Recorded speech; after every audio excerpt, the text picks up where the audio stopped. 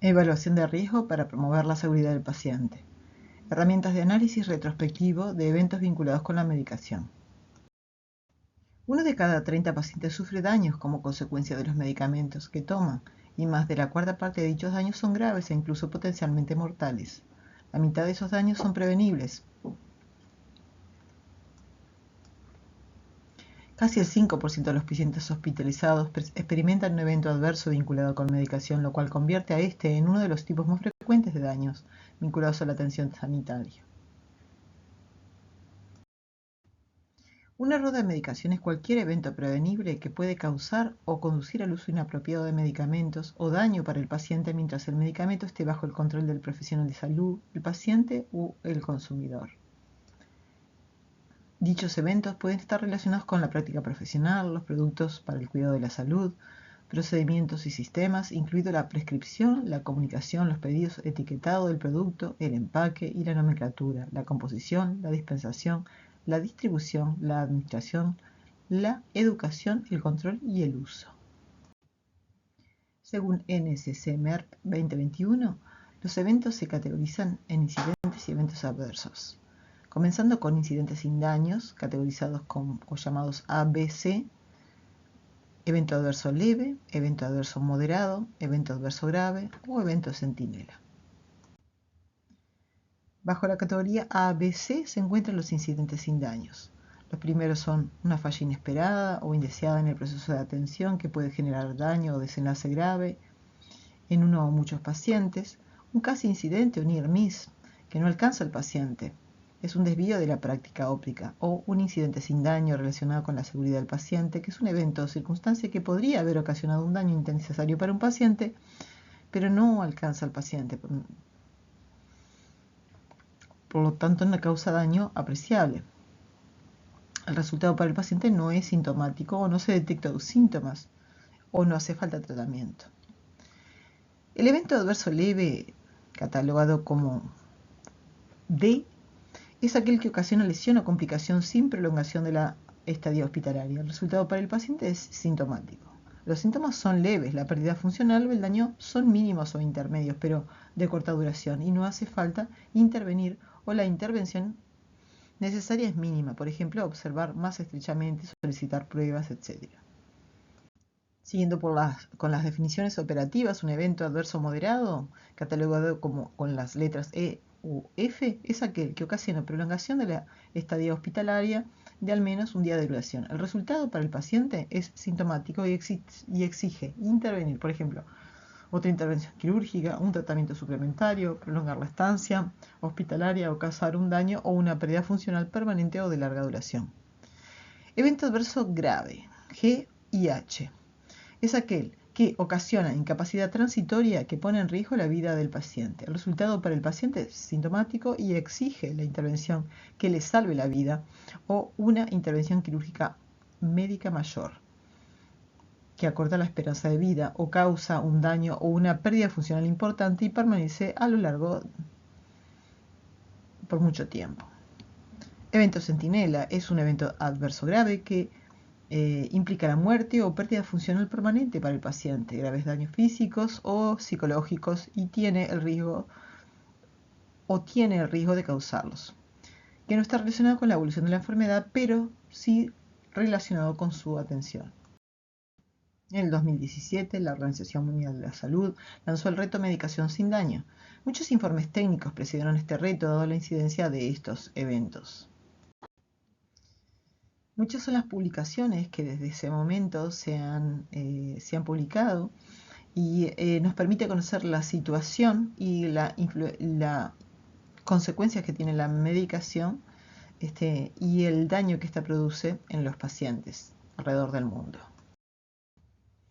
Es así que se lanzan las estrategias para la medicación sin daño, una estrategia sistémica, multimodal, en la cual se involucra el accionar de pacientes, públicos, sistemas, procesos, gobernanza, farmacéuticos, farmacias y profesionales de la salud. Se observan detenidamente, se marcan acciones específicas en cada uno de los recuadros. Y vamos entonces a la consigna del trabajo domiciliario. Según la consigna, consideremos el video del fármaco vincristina que lo tiene a disposición en la plataforma. Debemos de clasificar el evento adverso, Luego realizar un análisis de Ishikawa utilizando el diagrama que se le proporciona. También determinar qué tipo de análisis seleccionaría para analizar un evento profundamente y debemos de justificar la respuesta que demos. Y debemos de utilizar la rúbrica que se le proporciona para autoevaluar el trabajo que entregue. Y también esta rúbrica le recomendamos que la agregue al trabajo que usted entregue para que el docente la use para su corrección, así como usted la usó para su autoevaluación. Le pedimos entonces que analice las causas y factores contribuyentes usando el diagrama de Ishikawa o análisis causa-efecto. Y a continuación, algunos análisis que realizan los actores respecto al video de Ben Cristina que ustedes ya disponen en plataforma. En la mayoría de los entornos sanitarios a nivel mundial existen marcos estrictos que regulan el uso de medicamentos de quimioterapia como la vincristina. Estos incluyen prohibiciones de almacenar dichos medicamentos en un refrigerador junto con otros fármacos y de administrarlos en conjunto con otras terapias. En muchos países también existen regulaciones que especifican que una enfermera registrada en quimioterapia debe estar presente durante el procedimiento y que el tratamiento debe administrarse en una sala o área especial. Este tipo de marcos y regulaciones se conocen como procedimientos operativos estándar o directrices. Estos procedimientos operativos estándar y directrices se aplican de manera general y no son específicos para el uso de medicamentos como la vincristina. En la película que acabamos de ver, debe quedar claro que no se siguieron los procedimientos operativos estándar ni las directrices. El metotrexato no debió haberse dispensado el mismo día que la vincristina. Una confusión entre estos dos medicamentos podría tener consecuencias fatales y existía un protocolo para evitarlo. Si se hubiera seguido, el error podría haberse evitado. Los factores que pueden haber llevado al farmacéutico a romper el protocolo son muchos y variados. Incluyen la presión laboral y una estructura de gestión jerárquica que no fomenta el cuestionamiento constructivo del médico a cargo. No se debió permitir que el Dr. Campbell administrara la quimioterapia. No se confirmó que tuviera las habilidades necesarias para hacerlo. A pesar de esto, la enfermera fue persuadida para permitirle practicar en la sala y el farmacéutico le permitió recoger la receta. Existía un sistema, pero no se cumplió. Lamentablemente, en muchas áreas de la atención sanitaria, cuando existen estos procedimientos, a menudo se malinterpreta su propósito e incluso pueden ser tratados con desprecio. La falta de liderazgo organizacional, la mala comunicación, las altas cargas de trabajo y la educación y formación inadecuadas contribuyen a la falta de cumplimiento. En realidad, los procedimientos operativos estándar y las guías pueden ser una gran protección contra los errores. Su objetivo es hacer que los pacientes y los profesionales estén lo más seguros posible cada vez que se realiza un procedimiento o acción. Los procedimientos operativos estándar no destruyen la autonomía clínica ni la toma de decisiones. Por el contrario, proporcionan un marco consensuado y basado en la evidencia para proteger a los pacientes contra los errores. Siempre que sea posible, estandarizan los procedimientos existentes para que todos comprendan su función y lo que se espera de ellos. Donde existan procedimientos operativos estándar y guías, deben cumplirse. Donde no existan, se deben tomar las medidas adecuadas para establecerlos. Debemos asegurarnos de tener una visión organizacional de los procedimientos operativos estándar y las guías para que estos componentes esenciales de la atención segura no queden relegados. Debemos ver estos procedimientos como el sello distintivo del profesionalismo y de una buena atención al paciente, y no como un enemigo. Cuando existan procedimientos operativos estándar y guías, necesitamos un liderazgo fuerte y visible para garantizar que se cumplan. Teniendo en cuenta lo que acaba de escuchar, ¿dispone en su organización de procesos operativos estándar para la medicación de alto riesgo? ¿Se cumplen estos procedimientos? Si no es así, ¿cuáles son los obstáculos? El correcto etiquetado, almacenamiento y dispensación de los medicamentos es fundamental para proteger al paciente de posibles daños letales. En algunos estudios, los errores de medicación han representado hasta el 30% de los errores médicos. Por lo tanto, la seguridad en la administración de medicamentos es uno de los temas más urgentes en la agenda de seguridad del paciente. En la película, casi todo lo que podía salir mal con la administración de la medicación de Jane salió mal. Esta cadena de acontecimientos comenzó mucho antes de que se le administrara el medicamento equivocado. Se deberían haber seguido los procedimientos operativos estándar y las directrices para evitar que la vincristina se almacenara junto con el metotrexato. Ah, usted debe ser el doctor Robinson. Muchas gracias. El doctor Robinson y el doctor Campbell nunca se habían conocido antes. No tenían formación específica para revisar estos medicamentos. Debería haber sido la enfermera certificada quien participara en este nivel. Tradicionalmente, los trabajadores de la salud se han preocupado principalmente por los problemas de reacciones adversas a los medicamentos, donde al paciente se le administra el medicamento correcto, pero sufre un efecto secundario. Un área aparte que se ocupa de asegurar que se sigan los procedimientos operativos estándar y las directrices correctas y que se utilicen los sistemas adecuados de dispensación y entrega, se conoce como práctica de seguridad en la medicación. Esta es un área importante que examina los sistemas de salud para tratar de prevenir errores como el que aparece en la película. Todos sabemos lo mala que puede ser la letra de un médico, pero a veces las notas médicas son la única forma que tienen los profesionales de la salud para comunicarse entre sí. Por lo tanto, los registros médicos deben ser claros y no dejar lugar a ambigüedades. Deben proporcionar una forma precisa de transmitir información importante y accionable. Es fundamental que todos los hospitales, clínicas y centros de tratamiento tengan políticas establecidas para garantizar la seguridad en la medicación. En general, ya sea con vincristina o no, hay principios a considerar. Por ejemplo, todos los medicamentos deben estar claramente etiquetados y las etiquetas deben ser visibles. Los medicamentos deben ser verificados adecuadamente por la persona designada, comparándolos con los registros médicos del paciente y la hoja de medicación. Y en tratamientos de alto riesgo como la quimioterapia, los medicamentos solo deben ser administrados por enfermeros y médicos con formación especializada y registrada. ¿Conoce de la existencia de políticas de adquisición de medicamentos y mecanismos para detectar potenciales errores como los que se pueden producir por medicamentos que lucen o suenan igual? ¿Hay normativas que aseguren que los medicamentos de alto riesgo sean administrados por personal debidamente capacitado?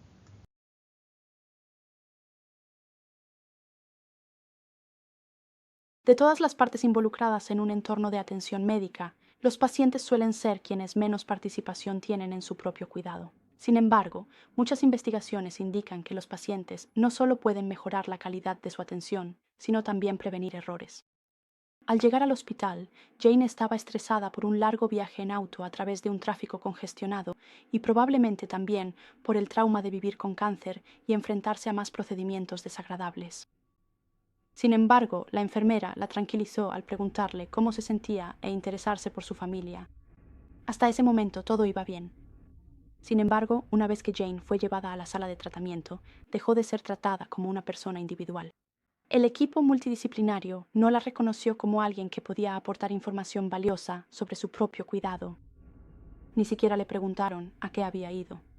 Podría haber tenido una tarjeta con la que también se verificara su tratamiento junto con ella. ¿Habría proporcionado eso una barrera de seguridad adicional?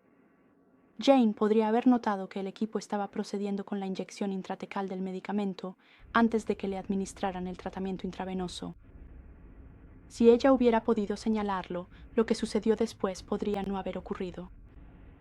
Era responsabilidad del hospital garantizar que la atención de Jane fuera segura, pero involucrar activamente a Jane en su cuidado podría haber evitado el terrible desenlace. Un paciente que está familiarizado con el procedimiento es un recurso vital del que cualquier trabajador de la salud puede valerse. Pueden ser capaces de detectar discrepancias en el plan de tratamiento y cualquier desviación de los procedimientos operativos estándar, discrepancias en la comunicación o un etiquetado inusual de los medicamentos. A menudo, los pacientes son mucho más perspicaces de lo que les reconocemos. Adoptar un enfoque más centrado en el paciente, intentando ver la situación desde su punto de vista, hará que los pacientes se sientan más relajados, más cómodos, y conducirá a consultas y diagnósticos más efectivos. Mejora la calidad y promueve la seguridad.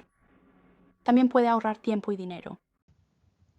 ¿Qué medidas se toman en su organización para velar por la participación de los pacientes en su propio tratamiento? ¿Qué podría tener su organización para tener un papel más activo? ¿Qué medios podrían usarse para estimular la participación de los pacientes? La Alianza Mundial para la Seguridad del Paciente considera que debemos comprender la naturaleza de estos factores contribuyentes. Debemos aprender de los errores y daños que causamos involuntariamente a los pacientes para reducir los riesgos para los pacientes futuros. Necesitamos actuar en base a este aprendizaje y realizar mejoras en todos nuestros sistemas de salud. El compromiso de los gobiernos, la administración hospitalaria y los líderes clínicos es fundamental para lograrlo. También debemos trabajar en colaboración con los pacientes. Pero permítanme terminar con 5 desafíos. En primer lugar, ¿tienen procedimientos operativos estándar y guías en su lugar de trabajo? ¿Se cumplen estos procedimientos? Si no es así, ¿por qué no? ¿Podrían desarrollar estos procedimientos si aún no existen? En segundo lugar, ¿existe en su lugar de trabajo un marco para asegurar que los trabajadores de la salud estén actualizados en su formación y que sea seguro que ejerzan? En tercer lugar, ¿se comunican de manera efectiva con sus colegas como parte de un equipo multidisciplinario? En cuarto lugar, ¿tiene acceso en su lugar de trabajo a información sobre el uso seguro de los medicamentos? Y por último, ¿ha involucrado a sus pacientes en su propio cuidado?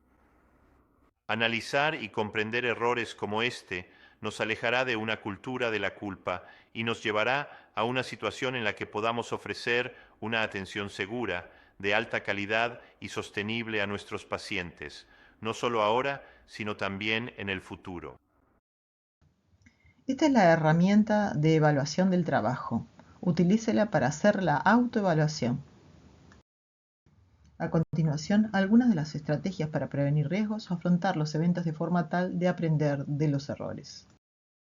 Uno de los primeros es identificar los medicamentos o los grupos terapéuticos de alto riesgo, tenerlos identificados, guardados de manera especial y tener un manejo especial de los mismos. Identificar cuáles son las recomendaciones sobre conciliación de la medicación en la atención primaria en pacientes crónicos, especialmente aquellos medicamentos que son de alto riesgo en los pacientes crónicos. Involucrar al paciente para la utilización segura de los medicamentos, antes de comenzar, cuando los tomo, al añadir nuevos medicamentos, cuando se revisa la medicación o antes de finalizar la toma de un medicamento. Tener en cuenta el aprendizaje que se hace a punto de partida de la notificación de errores, de la divulgación de errores, conocer las publicaciones de documentos y herramientas de interés, conocer informes de incidente y recomendaciones, también conocer todos los manuales para la autoevaluación de seguridad de los medicamentos que están a nuestro alcance. Incorporar paulatinamente todos los herramientas tecnológicos para prevenir el error humano, o lo que también podemos llamar la ingeniería de factor humano o ergonomía aplicada a la prevención de eventos adversos. El robot de dispensación de medicamentos a pacientes ambulatorios aporta mejoras significativas en la atención a los pacientes en cuanto a seguridad y satisfacción del paciente y en la actividad de la farmacia. Integrado en los sistemas de gestión hospitalaria, el equipo recibe y procesa las recetas de forma electrónica, según ha explicado la Junta, que ha recordado que la prescripción es siempre informatizada y validada por un farmacéutico, por lo que no se puede producir la dispensación de ningún medicamento que no esté prescrito. Además, el aparato realiza la dispensación de forma automática. Esto minimiza el error humano porque el robot selecciona el medicamento de forma informatizada, identifica los medicamentos por código de barras y data matrix y lo transporta a los diferentes puntos de dispensación, eliminando la posibilidad de errores en la entrega. Estos medicamentos se almacenan en compartimentos gestionados automáticamente, rastreando el stock, la ubicación de cada fármaco y asegurando la trazabilidad de este medicamento. El tiempo diario del personal dedicado a la gestión de inventario se reduce igualmente y el espacio necesario para el almacenamiento de medicamentos disminuye, optimizando así el uso del área de farmacia. Este moderno equipamiento tiene otros beneficios adicionales relacionados con la calidad asistencial, como la reducción de los tiempos de espera, ya que los pacientes reciben la medicación de manera rápida y eficiente. También permite que los farmacéuticos de esta unidad puedan dedicar más tiempo a la atención directa y al asesoramiento clínico, y se incrementa la eficiencia del proceso al haber menos tiempo dedicado a tareas relacionadas con almacenamiento y dispensación tradicional. El equipo gestiona los medicamentos que suponen el 85% del inventario de la farmacia, gestiona la parte de más impacto económica y la más crítica de stock, ayudando a disminuir el coste de medicamentos inmovilizados. y nos despedimos dándoles muchas gracias.